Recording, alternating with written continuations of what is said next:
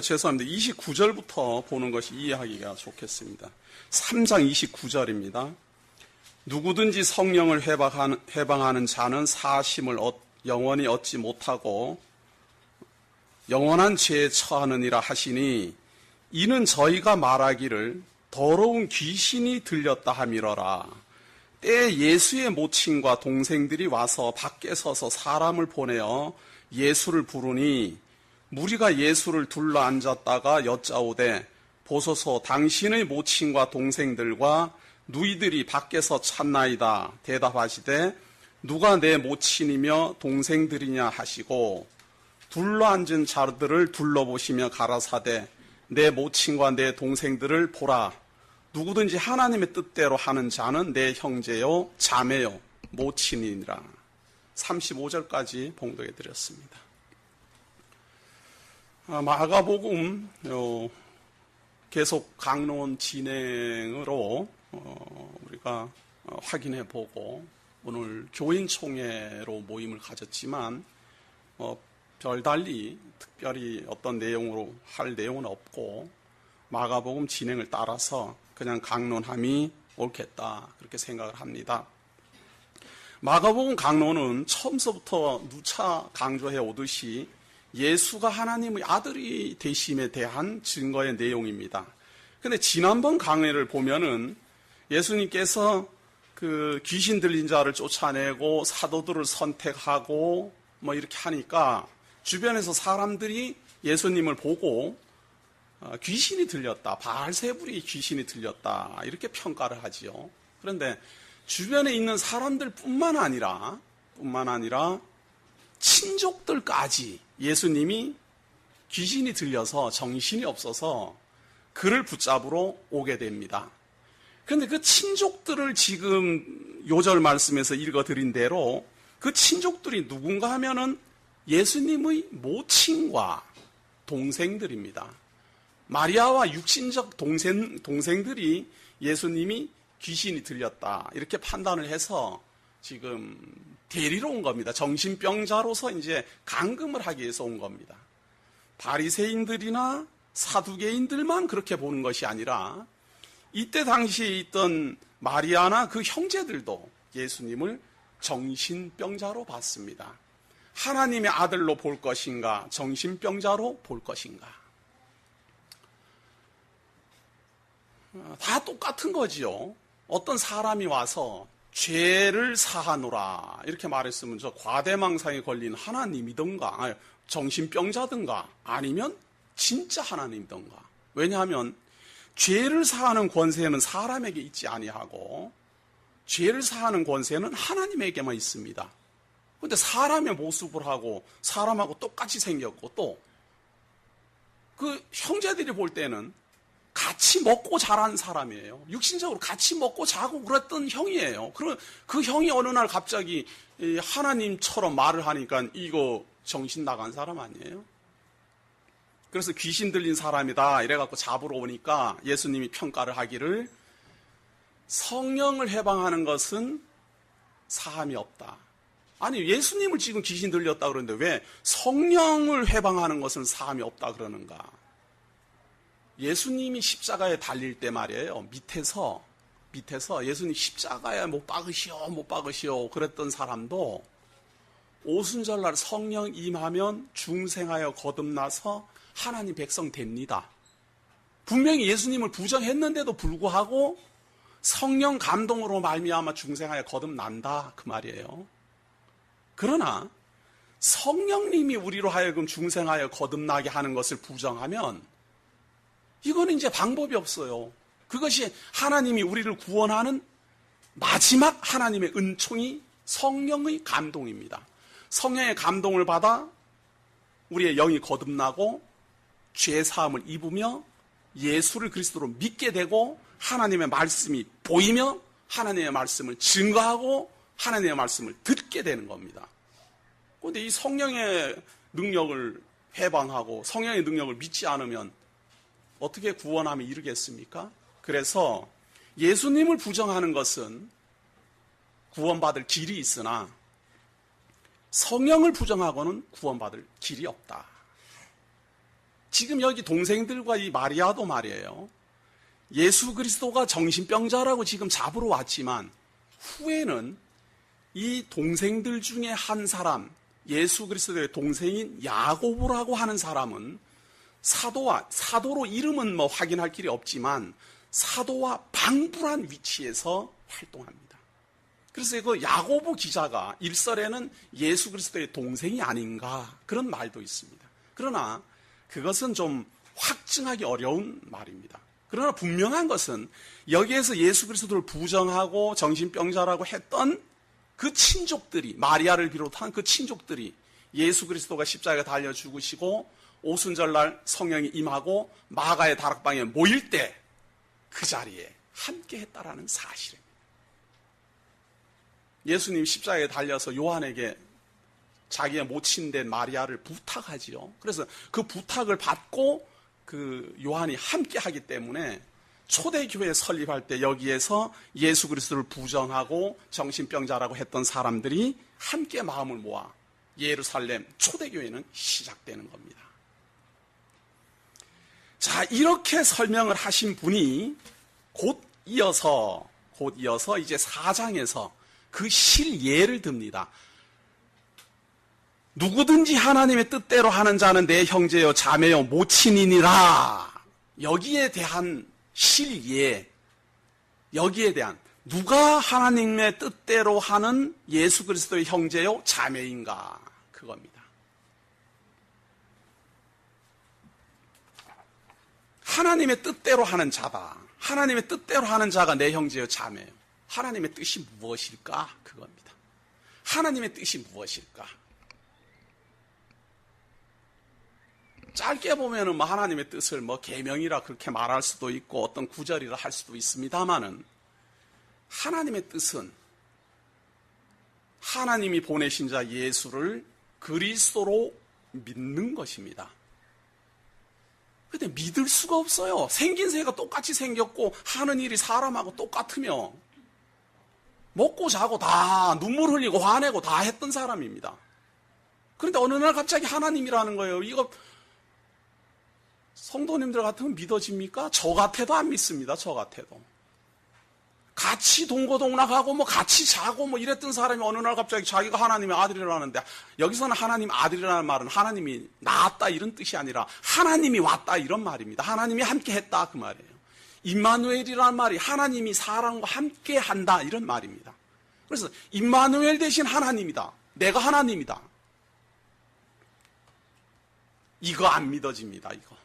이것이 믿어져야 예수를 그리스도로 믿어야 하나님의 뜻대로 하는 자며 하나님의 뜻대로 해야 예수를 하나님의 아들로 믿고 그분의 지체가 되어서 한 자매요, 한 형제요, 함께 예수 그리스도의 지체를 이루었다라고 말할 수가 있는데 이것이 믿어지지가 않는 겁니다.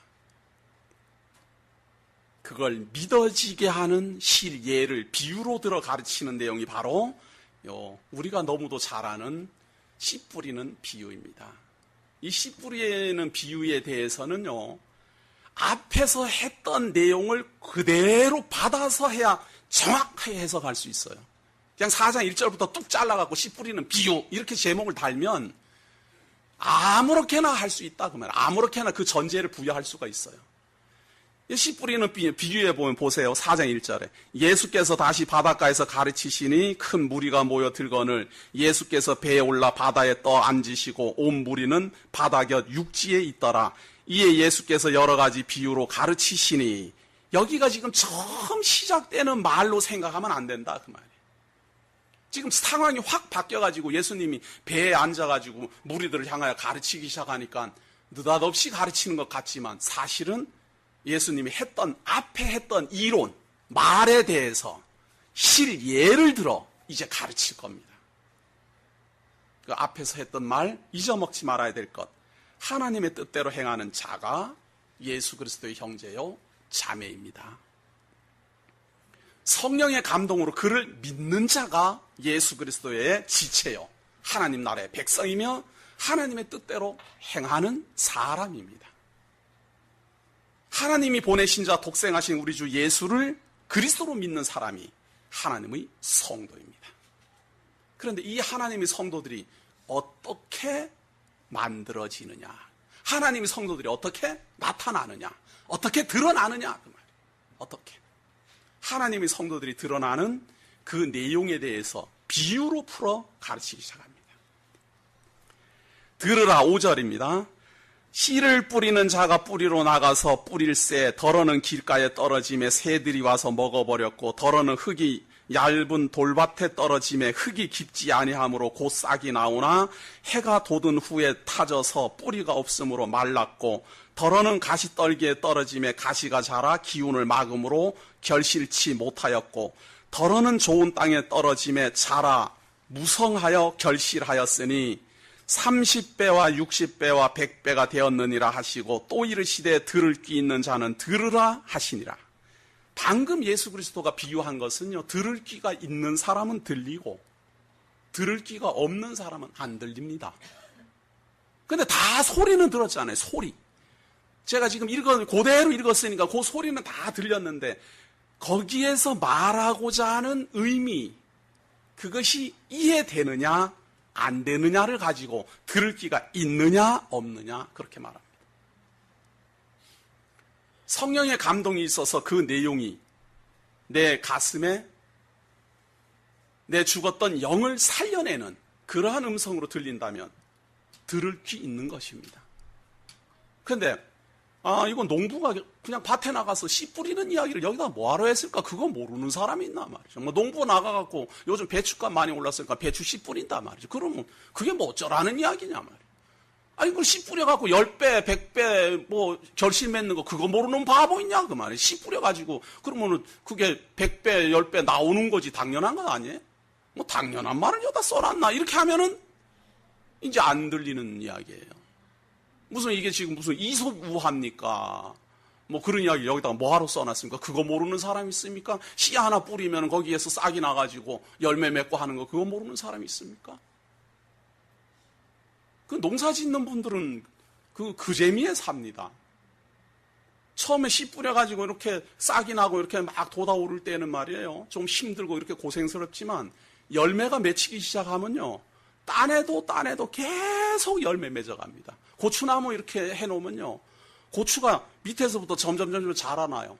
그러면 빨갛게 되면 따요. 그런데 그 위에서 또 달려요. 또 달리고. 참 겨울만 없으면 아주 끝없이 달릴 것처럼 그렇게 달려갑니다. 그 재미에 농사 짓는 사람들은 막 아주 그냥 신이 나서 하지요. 근데 대한민국에서 그렇게 신이 나서 하면 고춧값도 폭락해갖고 또 망하고 이래갖고 실망을 주지만 사실은 이치적으로 봤을 때 씨를 심어서 10배, 100배 이거 결실 맺는 건 너무도 당연한 겁니다. 예수님은 왜 이 비유를 했을까? 비유라는 것은요. 씨 뿌리는 것이 본질이 아니에요. 그건 비유고 그 비유를 들어서 정작 하고 싶은 말은 뒤에 나오는 겁니다. 그러나 그 씨 뿌리는 비유를 들어서 가만히 생각해보면 아하 그렇구나 하고 이해가 된다 그 말이에요. 이게 이제 예를 드는 건데요. 사람들은 비유 그러면은 이게 무슨 비밀스러운 말인 줄 알아가지고 이게 비밀스럽기 때문에 이건 아무도 모릅니다. 여기에는 아주 깊은 뜻이 있습니다. 그래갖고 귀를 쫑긋 세워갖고 막 들으러 가면은 여기에는 요 말씀 뿌리는 사람은 바로 나를 말하는 겁니다. 내가 말씀을 전할 때 어떤 사람은 졸고 어떤 사람은 듣고 어떤 사람은 감사하고 어떤 사람은 참 하나님 만난 듯이 기뻐합니다. 자기를 갖다가 이제 대입해갖고 하면요. 성도들은 앞의 내용에서 오는 내용을 잊어버렸기 때문에 그 사람을 교주화하게 돼 있어요.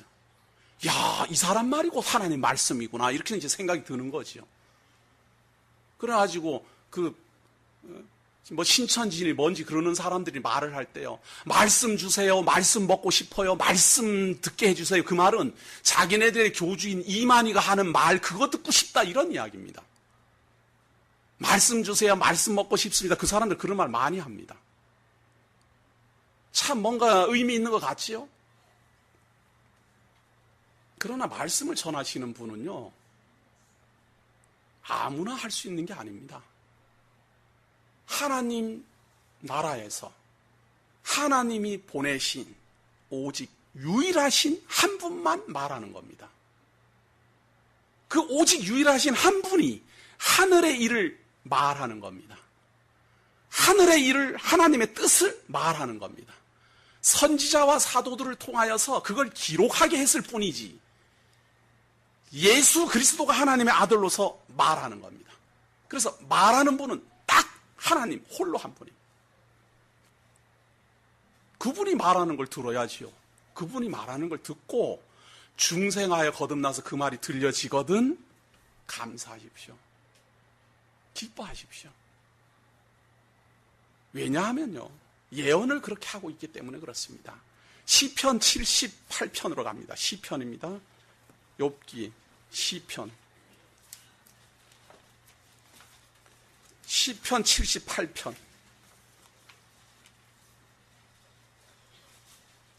구약 857페이지입니다. 78편 1절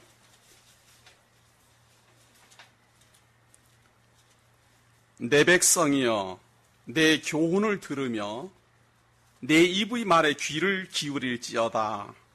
내가 입을 열고 비유를 베풀어서 옛 비밀한 말을 발표하리니 이는 우리가 들은 바요 아는 바요 우리 열조가 우리에게 전한 바라. 우리가 이를 그 자손에게 숨기지 아니하고 여호와의 영예와 그 능력과 기이한 사적을 후대에 전하리로다. 물론 이 시편은 말이에요, 예수님이 오기 전 1000년 전의 시입니다. 그리고 이후로 하는 말은 구약에서 하나님이 그들을 인도한 내용에 대한 설명을 하고 있습니다. 이것을 모형과 그림자로서의 예표라 그렇게 말합니다. 육신적인 이스라엘 민족의 역사에 대해서 말을 해요. 그것처럼 이제 우리 예수 그리스도는 영적인 하나님 나라에 대해서 비유를 베풀어 설명을 하는 겁니다. 비밀한 하나님의 나라의 뜻을, 비밀한 하나님의 뜻을, 비밀한 천국의 비밀을 후대에 있는 우리들에게 깨닫게 합니다. 들을 기 있는 사람들은 한번 들어봅시다. 10절입니다.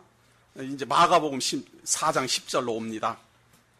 예수께서 홀로 계실 때에 함께한 사람들이 12제자로 더불어 그 비유들을 묻자 오니 이르시되 하나님 나라의 비밀을 너희에게는 주었으나 의인에게는 모든 것을 비유로 하나니 외인에게는 모든 것을 비유로 하나니 이는 저희로 보기는 보아도 알지 못하며 듣기는 들어도 깨닫지 못하게 하여 돌이켜 죄 사함을 얻지 못하게 하려 함이니라. 비유를 베풀어 가르치는데요, 듣지 말아야 될 사람도 있어요.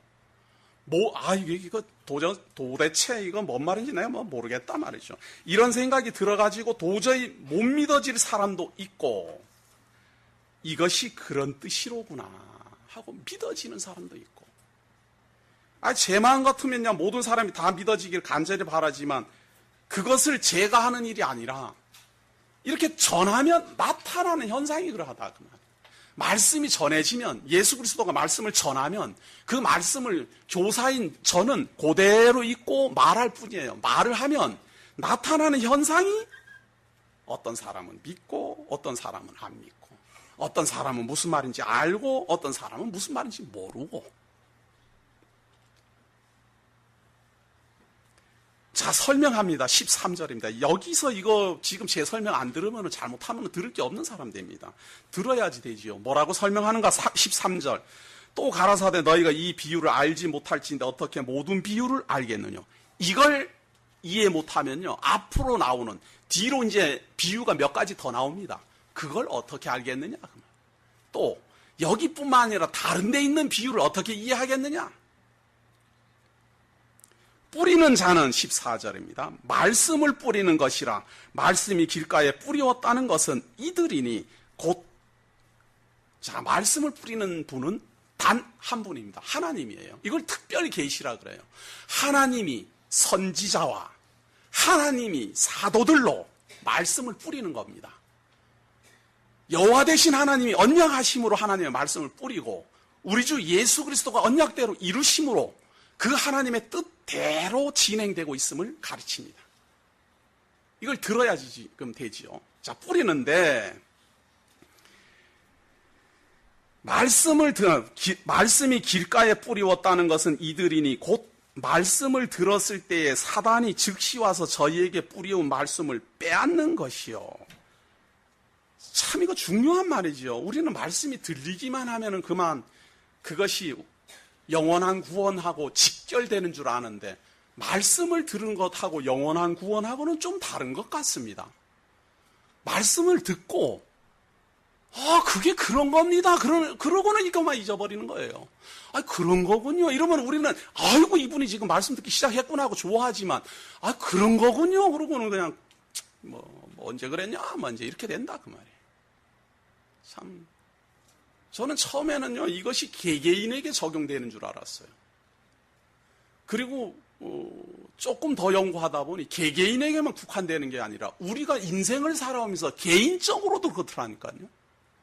많은 사람이 있을 때 어떤 사람은 듣기도 하고 어떤 사람은 듣고 잊어버리기도 하고 이렇게 되는 것만이 아니라 제가 말이에요. 어떨 때는 듣고 정말 감동되고 정말 기쁜데 어떨 때는 무슨 말을 들었는지도 제가 기억이 없을 때가 있더라 그 말이에요. 그러니까 그걸 잘 조화하면서 지금 이해를 해야 돼요. 이걸 들었더니 어떤 집사님은 맞아. 길가에 뿌려진 씨앗이야. 이거 판단하라고 지금 하는 말 아니에요. 본인도 그럴 때가 있잖아요. 본인도 어떨 때는 감사함으로 들었는데 언제 들었지? 내가 저런 말을 들었던가? 저는 뭐 몇 번에 걸쳐서 강론을 했는데도 듣는 분은 그때 와가지고 막 새롭다 이래갖고 저러하고 황당하게 하고 그러지 않아요.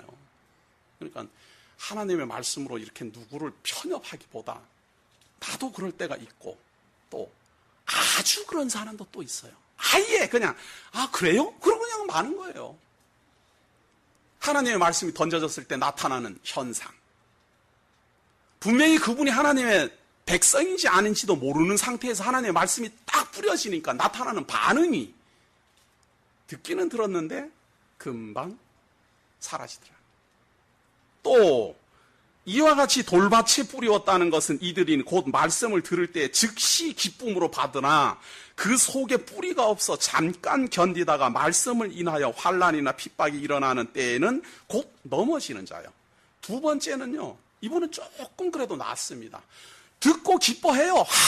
야 말씀이 그런 거군요. 야 성경이 그런 거군요. 야 이게 약속이 그런 거군요. 이게 성취가 그런 거군요. 기뻐하고 감사합니다. 그리고 신앙생활 조금 하다가 보면 말이에요. 그래갖고 이제 하나님 믿고 말이죠. 하나님 살아계시다 말이에요. 확증까지 다 하고 뭐 기뻐서 야단 났어요.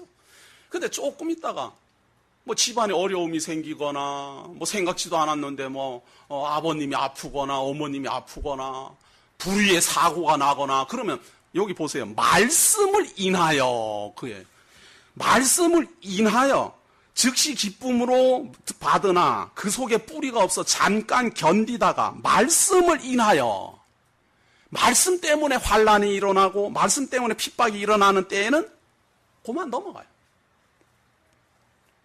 어려운 일은 좀 견디고 이것이 왜 이럴까 저것은 왜 저럴까 뭐 그러다가 어느 날 갑자기 자기가 말씀에 걸려서 넘어지는 거예요. 자기가 그렇게 기뻐했던 그 말씀에 자기가 걸려서 넘어지는 거예요. 말씀으로 인한 환난이, 말씀으로 인한 핍박이 그렇게 기뻐했는 말씀인데 어느 날 갑자기 그 말씀 때문에 2단이니 3단이니 뭐 이상하니 뭐 이런 말이 가만히 들리면은 내가 이거 2단에게 쏘갔나? 그런 생각이 든다 그 말이에요.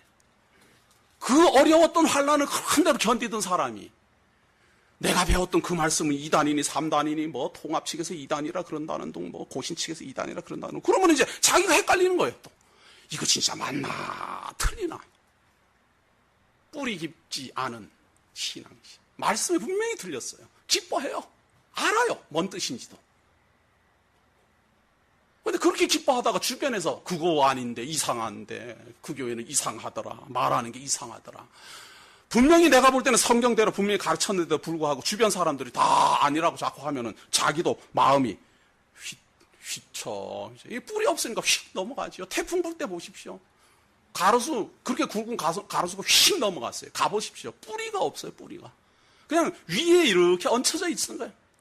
밑으로 뿌리를 내리고 있으면 안 넘어갈 텐데. 세 번째입니다. 또 어떤 이는 가시떨기에 뿌리우는 자니 이들은 말씀을 듣되 세상의 염려와 재리의 유혹과 기타 욕심이 들어와 말씀을 막아 결실치 못하게 되는 자예요. 이 세 번째는 잘 자라요. 그냥 뭐 싹이 나는 정도가 아니라 심겨지고 뿌리도 내리고 잘 자라요. 잘 자라요. 그런데 뭐 주변에 뭐가 같이 자라요. 그냥 가시덤불이 자라고 뭐가 막 자라요. 뭔 말인가 하면 하나님 말씀도 좋고 세상 재미도 좋고, 예? 교회 일하면서 보람도 느끼고 세상에서 일하면서 보람도 느끼고, 이게 다 종합되는 거예요. 종합되고 올라가서 똑같이 올라가고는 이 하나님을 믿는 하나님의 말씀에 대한 확신이 이 세상 재리를 이겨주면 참 좋은데, 반대로 세상 재리가 이걸 이겨버려요. 그러니까 자기는 마음은 그건 아닌데, 그래갖고 하는 말이 그거예요. 마음은 원이로되, 마음은 원이로되 나타난 현상이 도저히 안 되겠다. 어떤 사람이 그런다라고 생각하지 마십시오. 우리가 인생 살면서 이 세 가지가 우리한테 다 닥쳐옵니다. 하나님의 말씀 듣고 그렇게 기뻐하다가 하나님의 말씀 때문에 뭐 이러쿵저러쿵 말이 들리면 혼란스러워하고 기뻐하고, 또 하나님의 말씀 듣고 잠깐 그게 그런 뜻입니까 하고 깨달은 것 같았는데 어느 날 갑자기 싹 잊어먹고, 언제 내가 뭐 하나님 백성이었는지 아주 막 싹 잊어버리고 하고, 그런가 하면 잘 자라고 열심히 해요. 열심히 하다가 뭔 세상 재리, 뭐 재미있는 일들이 생기고 착착 잘 진행되는 거, 잘 진행되면 이 교회 일을 참 시시하게 보기 시작합니다.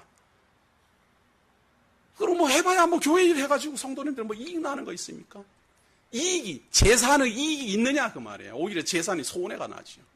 그럼 이거 교회 일 하는 데에 대한 보람이 없어요. 가치가 없다 그 말이에요. 이거 뭐 해봐야 가만히 봤더니 목사 좋은 일이나 하고 이거 바보짓 하는 거 아니야 이러면서 점점 그 잘 자라던 그 사람이 점점 주저앉기 시작하고 세상 재리와 염려로 완전히 덮어버린다. 마지막, 좋은 땅에 뿌리웠다는 것은 곧 말씀을 듣고 받아 30배와 60배와 100배의 결실을 하는 자니라. 참, 우리 다 같이 이렇게 결실을 많이 하는 사람이면 얼마나 좋겠습니까? 그런데 결실을 많이 하는 사람의 조건은요, 좋은 땅이어야 된다는 겁니다. 조건이 말이에요. 길가면은, 이게 길가예요. 길가면은 이거 사단이 뺏어가기가 좋아요. 이거 뿌리를 내릴 수가 없으니까 말이에요.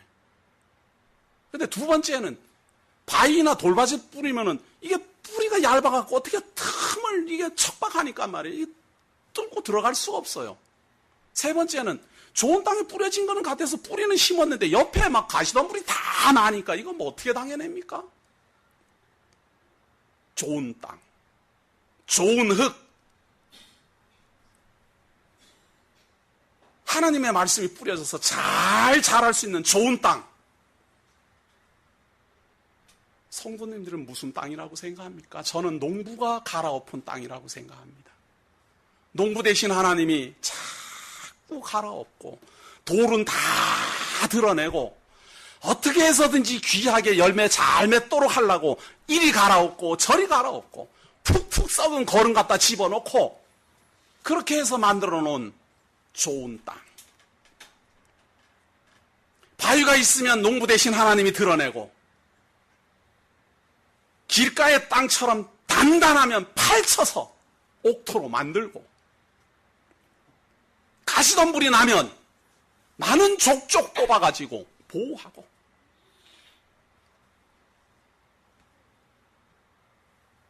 좋은 땅이 되고 싶다고 내가 소원한다고 되는 것 아닙니다. 농부 대신 하나님이 나를 그렇게 다룹니다. 갈아엎고 이렇게 했다가 저렇게 했다가 되는 듯 하다가 엎어졌다가 일어났다가 죽는 것 같다가 살았다가 사는 것 같다가 죽었다가, 그렇게 하면서 우리는 내 자신은 다 무너져 가고 내 자존심은 다 깨어져 흩어져 버리고 내 육신적 욕망도 다 사라져 버리고 하나님이 죽이면 죽고 하나님이 살리면 살고 하나님이 세우면 세워지고 하나님이 나로 세우지 않으면 쓰러지고. 거기까지. 이것이 옥토입니다. 이스라엘 민족이 40년 동안 광야에서 그렇게 합니다. 처음에 광야에 들어설 때는 하나님에 대한 원망이, 하나님이 있기는 있는데 홍해는 가는 건 내가 아는데, 만나 내리는 것도 내가 봤는데, 반석에서 물 터지는 것도 내가 봤는데, 그런데 하나님이 왜 이렇게 험한 길로 가느냐? 왜 하나님이 나로 힘들게 하느냐? 온갖 불평, 불만, 하나님에 대한 신뢰를 자꾸만 무너지고 깨지고 야단법석하던 그 사람들이 40년이 지난 후에 거듭나, 새로운 민족으로 거듭난 후에는 요단강 강물이 흘러넘쳐 도저히 발을 들여놓을 수 없는 험한 상태가 되어도, 붉은 흙탕물이 위에서부터 아래로 흘러내려가도 하나님께서 들어서라, 그 말 한마디에 그 흙탕물로 첨벙 걸어 들어간다. 이것이 우리의 인생입니다. 하나님의 말씀 조금 알았다고 다 알아는 거 아닙니다. 언제든지 잊어버릴 수 있습니다. 하나님의 말씀 조금 뿌리 내렸다고 해서 든든하다고 생각하지 마십시오. 언제든지 풍랑이 일으면 이리 자빠지고 저리 자빠지고 뿌리채 다 자빠집니다. 하나님 말씀 잘한다고 자만하지 마십시오. 언제든지 세상 재리와 유혹에 우리는 언제든지 쓰러집니다. 그러므로 좋은 땅이 되고자 하는 것은 나의 욕심이 아니라 하나님의 뜻대로, 하나님의 말씀대로, 우리 주 예수 그리스도의 능력을 따라 듣게 하실 자 듣게 하시는 대로, 배우게 할 자 배우게 하는 대로, 상황도 하나님께서 듣게 하는 대로 몰아가시는 대로, 처음부터 끝까지 그분에게 의뢰하는 것, 이것이 30배와 60배와 100배의 결실을 하는 자니라.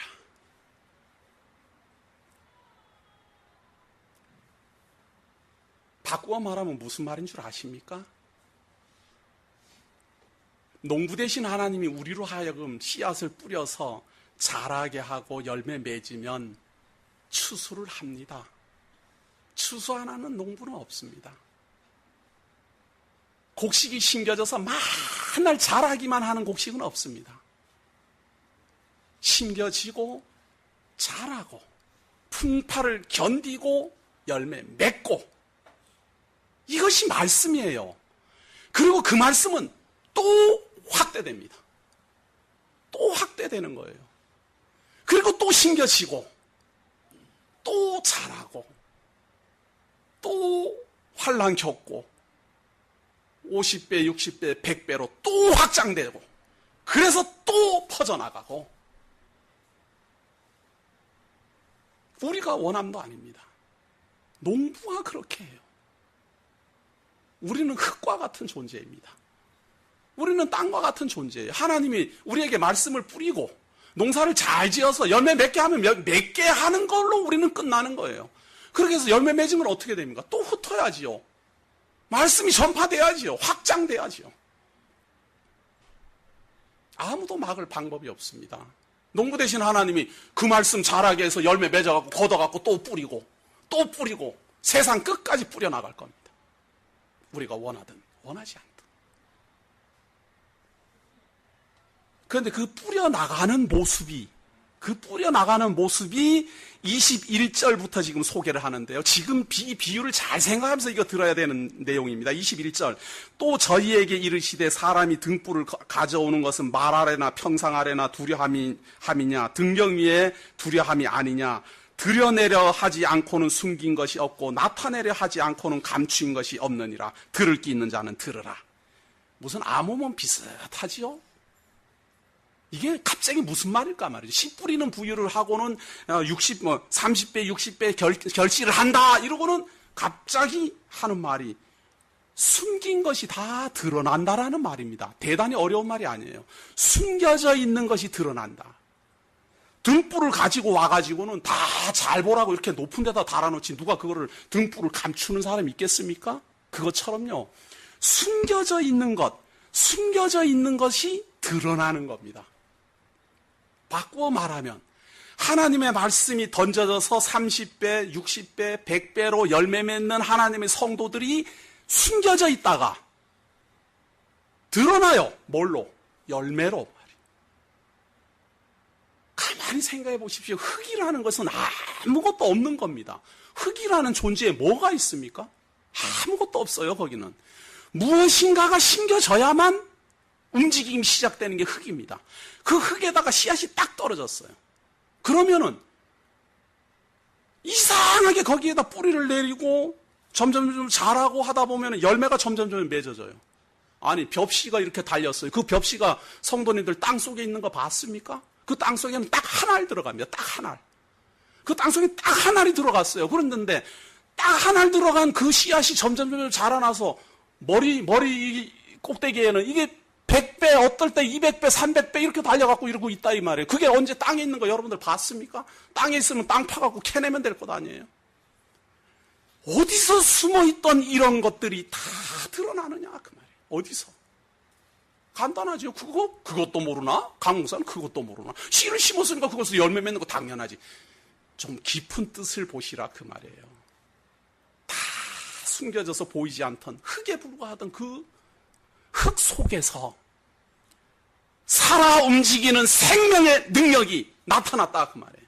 그 열매들이 전부 살아있는 열매들이에요.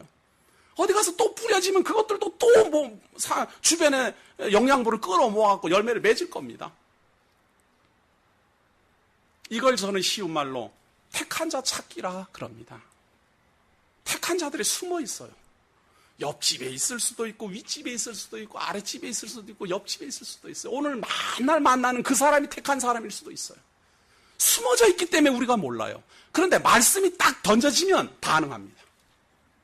택한 자라면 반응해요. 들을 귀가 있으면 반응합니다.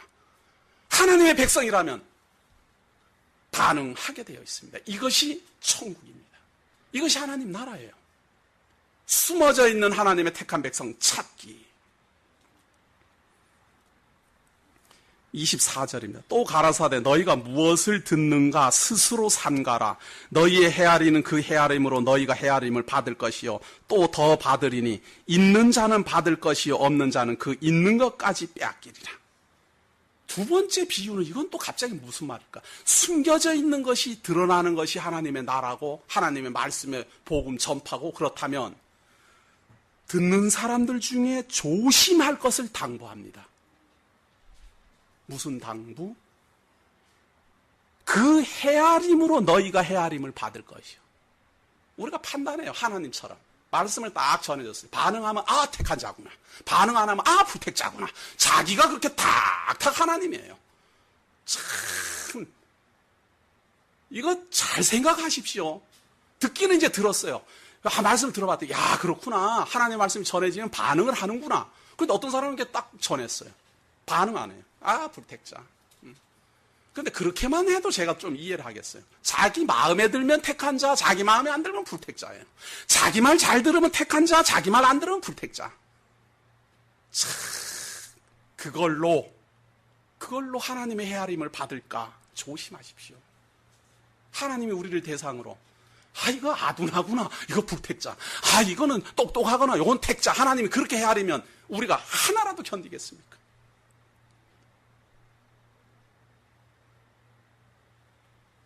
우리는 그런 헤아리는 자가 아닙니다. 하나님의 말씀이 전파되고 떨어지면 열매 맺게 하시면 맺고 안 맺게 하시면 안 맺고 지금은 안 맺어도 후에는 나오겠지. 지금은 반응 안 해도 후에는 하나님 백성이라면 돌아서겠지. 지금은 마치 죽은 것 같지만 언제라도 싹은 돋겠지. 우리는 거기에서 멈춰야 된다 그 말이에요. 농부가 씨 뿌려놓고는 이거 싹이 나나 안 나나 아침에 일어나고는 싹이 나나 안 나나 파헤쳐보고 또 저녁 때 내가서 또 파헤쳐보고 그 싹 안 납니다. 성도는 하나님의 말씀은 뿌려놓고 하나님이 때가 돼서 나오게 하면 나오지. 그리고 끝나야 돼요. 나나 안 나나 궁금해갖고는 막 뒤집어보고 다 그러면 그 뿌리 못 내립니다. 우리가 하나님의 말씀이 전파될 때 조심해야 될 것들입니다. 우리는 하나님의 말씀을 전하는 도구에 불과하고 교사에 불과합니다. 반응까지 우리가 심판할 권세 없습니다. 내 말 들으면 하나님의 택한 백성, 내 말 안 들으면 하나님의 불택한 백성. 아예 잊어버리십시오. 그 헤아림으로 내가 헤아림을 다 받을까? 조심하십시오. 26절입니다. 또 가라사대 하나님의 나라는 사람이 씨를 땅에 뿌린과 같으니 저가 밤낮 자고 깨고 하는 중에 씨가 나서 자라되 그 어떻게 된 것을 알지 못하네. 바로 나오잖아요. 씨 뿌려놓고 반응에 대해서 신경 쓰지 마시라 그 말이에요. 씨 뿌렸으면 하나님의 도구가 되어서 하나님의 말씀 어디다 뿌려라 해서 뿌렸어요. 반응 안 나타나면 서운할 수는 있지만 파헤쳐보지 마십시오. 아무도 내 말 좋다고 안 하면 서운할 수는 있지만 그거 확인하지 마십시오. 감추어져 있는 것이 하나님이 드러나게 할 때가 되면 드러날 겁니다. 하나님의 말씀 전파는 감추어져 있는 것을 드러나게 하는 것. 하나님의 말씀은 하나님의 택한 백성을 찾는 것. 하나님의 말씀은 하나님의 택한 백성을 자라나 봉사하고 협력하고 함께 교제하게 하는 것. 아무리 목사가 힘주어서 말씀 전파해도 그 사람이 안 들으면은 내 말씀을 안 들은 게 아니에요. 무슨 재주로 제가 말을 만들어서 전하겠습니까? 있는 걸 그냥 전했는 거예요. 그래서 하나님의 말씀에 대해서 반응 안 하면 저 사람 불택자구나 그러지 말고 아직 때가 안 됐구나 그렇게 생각하고 말고 그것도 또 그 사람한테도 때가 안 됐구나 또 그래요? 또 이 말까지 해요 또. 반응 안 하는 거 보면 우리 목사님 그럴 때 때가 안 됐다라고 그러더만 그러면서 그 사람한테 또 그 말을 해요. 속으로 그렇게 생각하고 마시라 그 말이에요. 하나님의 말씀 뿌리고 밤낮 자고 하다 보면 언제 자라는지 모르고 자라요. 얼마나 기쁘겠습니까? 뿌려놓고 나는 다 잊어먹고 있었어요. 뿌려놓고 다 잊어먹고 있었어요. 뭐 어디서 반응하는지도 전혀 몰랐어요. 그런데 어느 날 갑자기 여기서 불수, 저기서 불수, 여기서 감사, 저기서 찬양, 여기서 하나님 백성, 저기서 하나님 백성 쑥쑥 나오면 얼마나 가치롭고 보람되겠습니까? 그렇다고 내 백성 나타나는 줄 알고 또 희희낙낙하면 그걸 자뻑이라 그래요. 하나님의 백성이 때가 되면 나타나게 하는 거 아니에요? 하나님이 드러내게 하는 거 아니에요?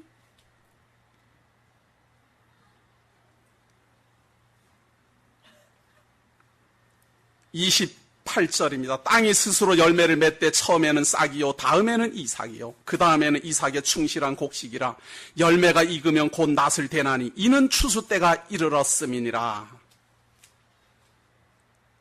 추수 때까지 자라고 추수하면 또 거두어들여서 또 뿌려야지요. 농부가 그러면 거두어들여갖고는 이제 끝났다 그러고 있는 사람 있어요? 다음 해가 되면 또 뿌립니다. 거두어들인 것. 그것은 농부 대신 하나님이 할 일입니다. 농부 대신 하나님이 좋은 땅 갈아엎고 만들어 거기에다 씨를 뿌리고 싹이 나게 하고 자라게 하고 열매 맺게 하고 또 거두어들이고 그리고 또 뿌리고 그렇게 하나님이 하시는데 거기에서 하나님이 직접 씨를 뿌리는 것이 아니라 뿌리는 도구로 우리를 사용한다 그 말이에요. 교회를 사용한다 그 말이에요. 거두어 들이는 도구로 교회를 사용한다. 그래서 하나님의 말씀이 뿌려지고 거두어 들여지고 그렇게 하면서 하나님 나라는 확장되어져 갑니다. 그 확장되어져 가는 내용은 오후에 33절부터 진행하겠습니다. 기도하겠습니다.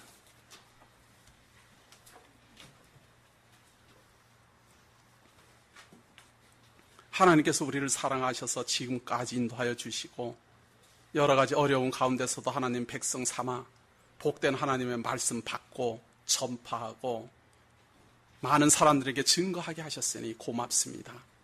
나타나는 현상들은 다 다르고 생각하는 것도 다르고 깨달음도 다르지만 모두 다 하나님의 뜻이 있어 하나님의 백성다운 모습으로 자라나고 성숙하며 열매 맺으리라 확신합니다. 하나님께서 지금까지 인도해 오신 것처럼 앞으로도 인도해 주시기를 원하오며 예수님 이름으로 기도드립니다.